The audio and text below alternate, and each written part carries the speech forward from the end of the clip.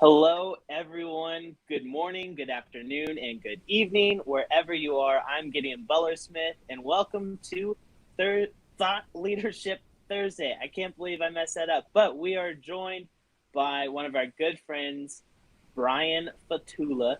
He is the Vice President of Lallemand Baking Solutions. Brian, how are you today?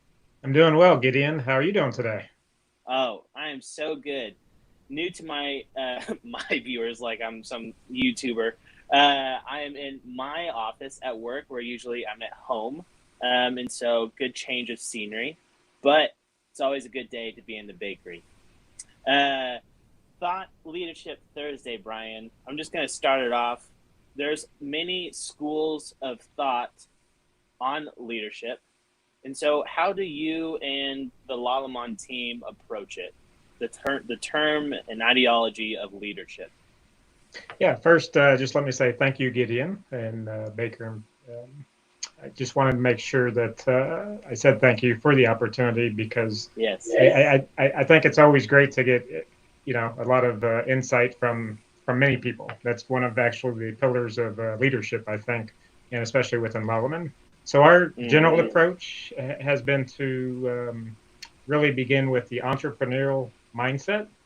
I think trusting people, and then the culture of a family business. We are a family-run business, but we're close to 5,000 employees currently all over the world, and so we Mm-hmm. have to maintain that culture of a family business, of the entrepreneurial mindset, and then trusting. You can't be everywhere all the time, and you have to trust the people that you hire, provide them the freedom to be their individual selves, and lead with that base of Lallemand, but lead in their own style. Um, I believe my experience over the last 3 years that it may look in many cases like servant leadership. So where you offer help, challenge people to grow, you listen. Ultimately, though, you treat others the way you want to be treated. I think that's the base, not for just myself, but Lallemand in general. Um, a key point, though, is in our culture of Lallemand likes to allow leaders to be challenged, and this goes up to the CEO. So it's a true belief where you can challenge the CEO. Obviously, you always do it in a professional manner, but we're not all knowing, and that's part of our mantra. To be honest, is that um, we're always on a never-ending search to do better. We want determination and passion for the business that you're in. Decisiveness and an open exchange of information because nobody has a monopoly on good ideas. So I think that's, in a general sense, the Lallemand way. Yeah, I love that. It sounds like you have a strong sense and foundation of your values, and you can't lead if you don't know your values at all. And uh, I hope my Wi-Fi is staying stable. And so one of the biggest and coolest classes that I was a part of was this class of leading at the speed of trust. And so, yeah, trust is so foundational. And so, trust, leadership, all of these ideas lends very poignantly to the past 2 years, where nothing was easy or normal. Excuse me. And so, how did Lallemand approach labor shortage, health crisis, and supply chain emergencies? Yeah, and interestingly, I know when I speak to just friends about the past 2 years, I often start by saying that it really hadn't changed much. Now, the asterisk I would put on that, or I shouldn't say it hadn't changed as much. The way in which we operate hadn't changed as much. But the asterisk being that Mm, um, you know we're we're always being challenged, right?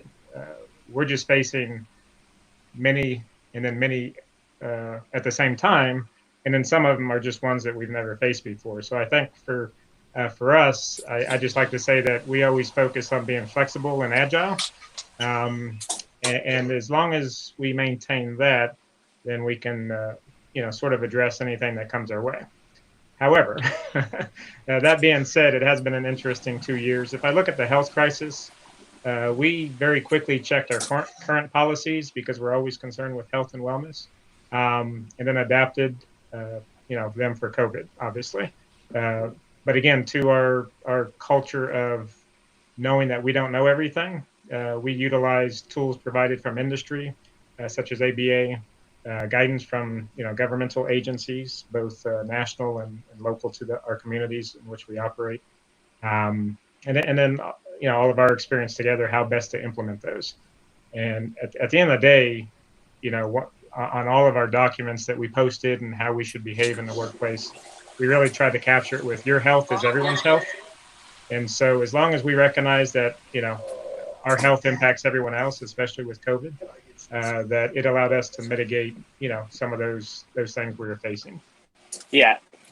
So regarding supply chain challenges, we do what we do every day, but again, it just got to take more time and energy where we try to work closely with our procurement team, our manufacturing facilities, distribution suppliers, our customers, and basically just manage through it to the best of our abilities. Recognizing some things we can control, some things we can't. We did get a little solace just from the fact that we weren't alone on this boat, and that helped out, at least from a frustrating perspective, right? Knowing that you're not in this alone, it helped, at the end of the day, not be as stressful as it could have been. The labor shortage, that's one that we've actually done a lot more thought about. Is there a way that we can assist our customers and bakery partners with their labor shortages? It's not to say that we haven't been impacted, but I think we don't have the large number of employees in our manufacturing facility, say as a bakery. And so we're able to adapt pretty quickly with, whether someone take on another role than what they're used to fill in our slots. But then we stepped back and said, is there a way we can challenge, a bakery partner on, hey, you're short this many people, have you ever thought about doing a process in this manner that would, maybe alleviate the number of people to scale, or maybe you can reduce the mix time where they can adjust the number of mixer operators they have. So I think for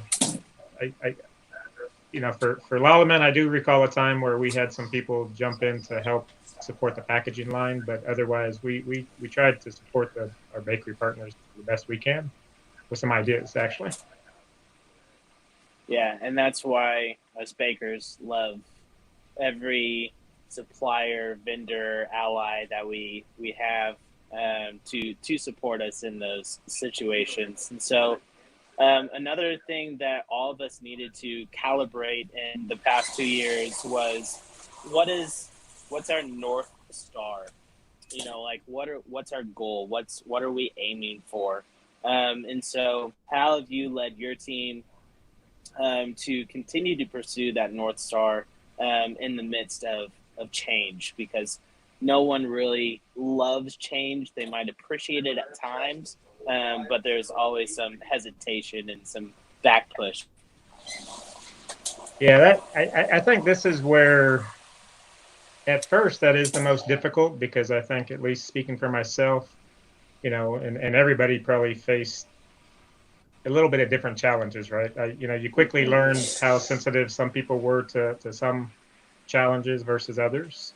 And so it was actually an opportunity to learn a lot more about each individual personally, to be honest. And that's sort of the North Star that I go to, is always thinking about the people, the team, and remaining calm. And I won't go into a lot of personal detail, but I have a family member with some health challenges, and it really sort of reminds you that everybody is facing different challenges. It could be health, it could be any number of things. So I always try to think about the people on the team. We have so many great team members, and if I, as a leader, became erratic or irrational or emotional, I think it can impact the team, because I think some more than others may lean on what they observe and what they hear in order for themselves to continue being strong and moving forward. So, but that comes back to trust and belief in the people in the team. I think, and all of that to say, behind this, I'm a simple person, so I simplify it into a few thoughts and questions that I always ask myself. What can I control? Right. Can I change it? Can I mitigate it? or do I just have to accept it? And it's one thing to ask those and say those, but I think you actually truly have to believe in that, because to me that brings a very calming nature to myself to remain calm and then put together a plan. With the technical background and R&D experience, I really try to just develop a plan, um, and then try to pull together the team to implement it, and then secondly, just really openly communicate during this, and ultimately just share that, look, we're all impacted and we're all in this together. And I think as you remind people, I think they feel comfortable, they feel better, and hopefully it allows everybody to you know be themselves as well and be open and honest and share and work together. So at the end of the day, you got to listen, you got to be open minded, and just recognize you don't know everything, and take a lot of input from the team to see how best do we get past this as a team.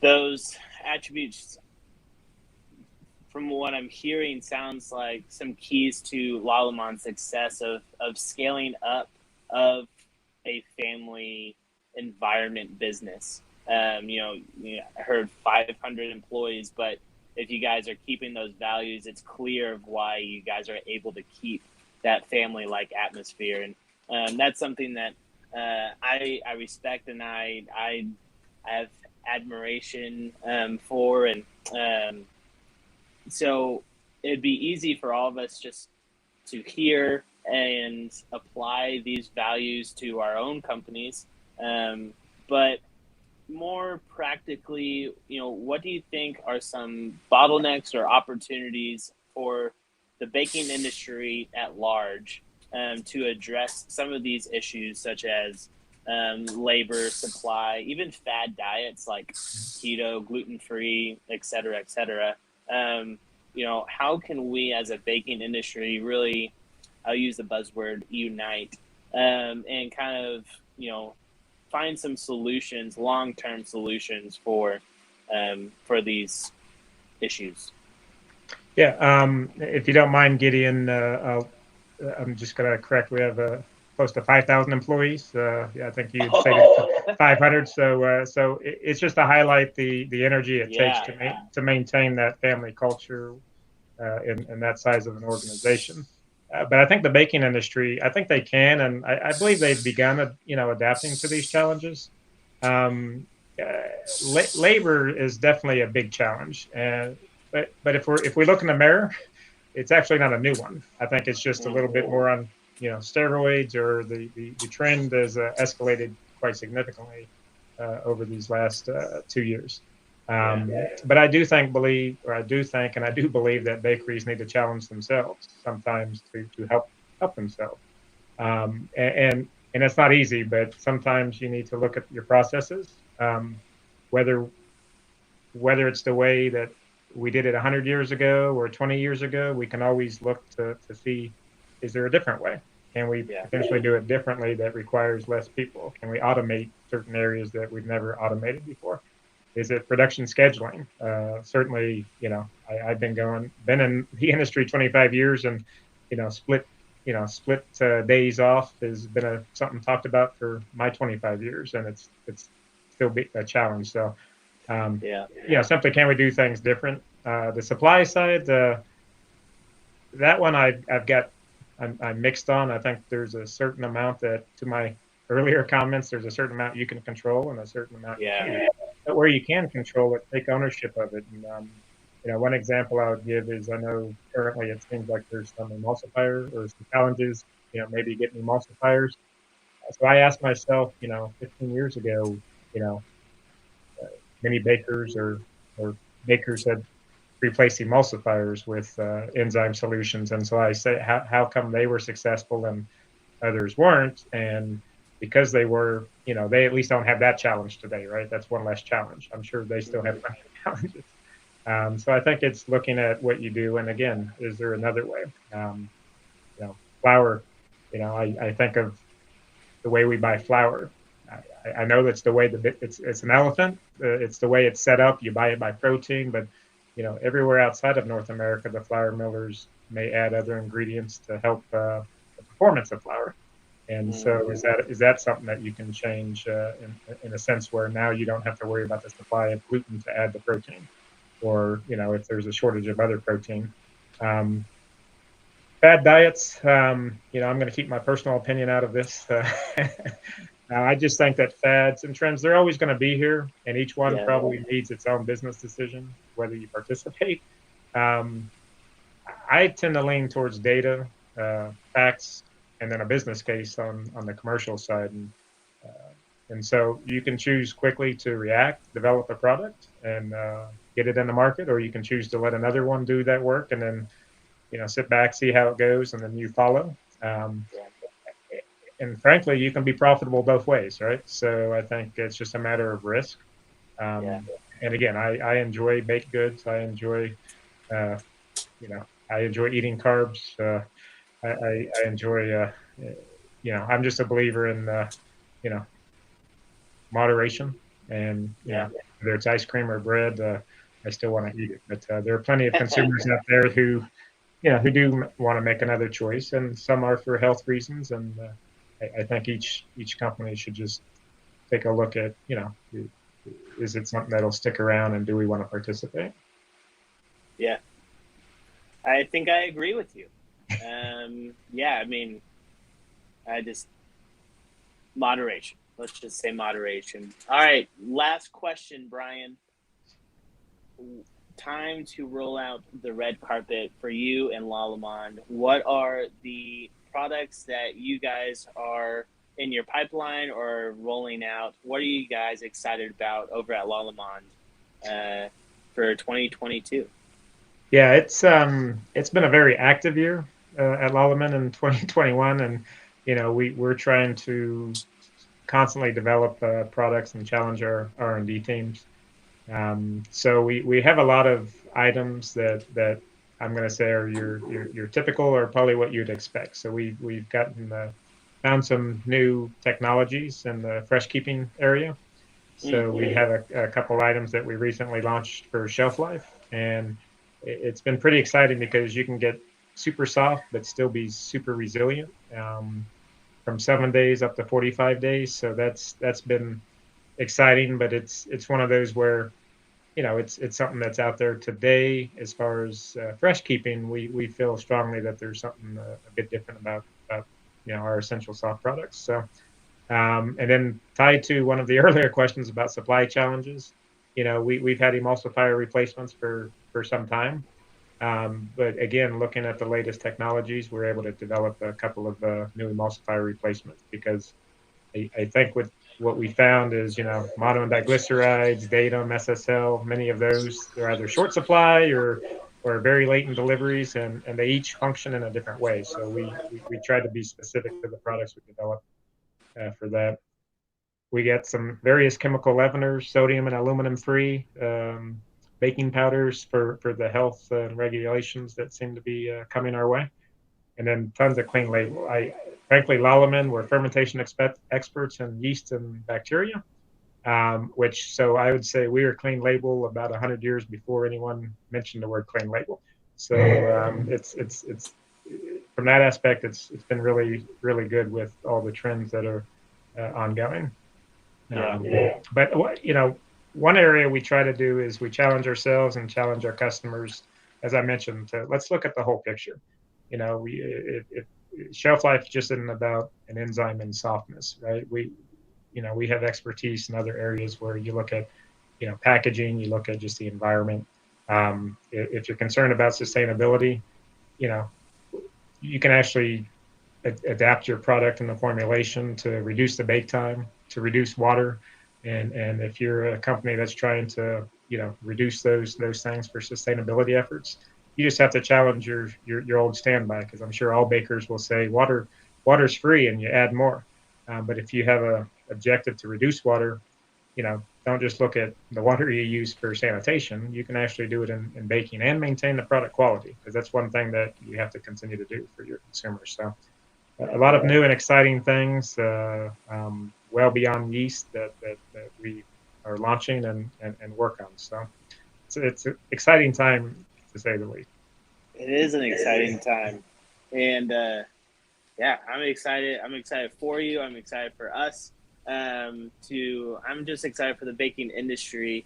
I think, last year we are kind of all holding our breath, as many people were, pardon the pun, um, to kind of see where we go. And I think there's just so much more on the horizon for all of us. And yeah, I just love being part of putting food on people's tables. So, Brian, I really appreciated the time, and I hope and I'm sure that the viewers did as well. And so, guys, you can check Lallemand out at lallemand.com, correct, Yeah, Brian? or lallemandbaking.com. Perfect. Perfect.